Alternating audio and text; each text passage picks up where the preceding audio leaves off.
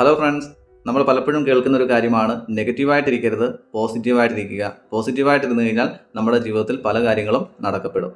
Friends, സത്യത്തിൽ അത് ഒരു പരിധിവരെ ശരിയാണെങ്കിലും നമ്മൾ നെഗറ്റീവായിട്ടിരിക്കുന്നത് പോലെ തന്നെയാണ് പോസിറ്റീവായിട്ടിരിക്കുന്നത്.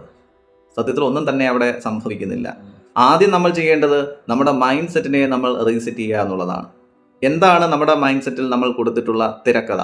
ആ തിരക്കഥയ്ക്കനുസരിച്ചിട്ടുള്ള ഒരു ഡയറക്ഷനാണ് പ്രപഞ്ചം അല്ലെങ്കിൽ ദൈവം നമ്മുടെ ജീവിതത്തിൽ സംഭവിപ്പിക്കുന്നത്. അത് അത്ഭുതങ്ങളായി നമ്മുടെ ജീവിതത്തിൽ വന്നു ചേരുന്നത് ആ തിരക്കഥയുടെ അടിസ്ഥാനത്തിലാണ്. ഉദാഹരണത്തിന്, സമ്പത്തിനെ കുറിച്ച് നിങ്ങൾ നിങ്ങളുടെ ഉള്ളിൽ കൊടുത്തിട്ടുള്ള സ്റ്റോറി എന്താണ്? ആ സ്റ്റോറിക്ക് അനുസരിച്ചിട്ടുള്ള സാധ്യതകളാണ് നമ്മുടെ മുൻപിൽ സമ്പത്തിൻ്റെതായ രീതിയിൽ കാണുന്നത്.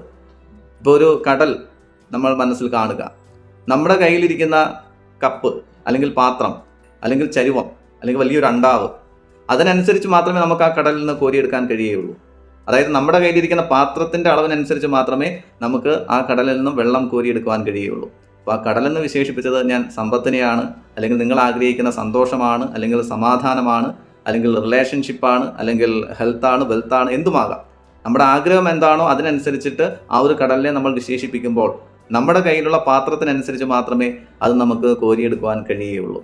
അപ്പോൾ നമ്മളോട് തന്നെ ഒന്ന് ചോദിച്ചു നോക്കുക, സമ്പത്തിനെക്കുറിച്ച് എനിക്ക് എന്നോടുള്ള അഭിപ്രായം എന്താണ്?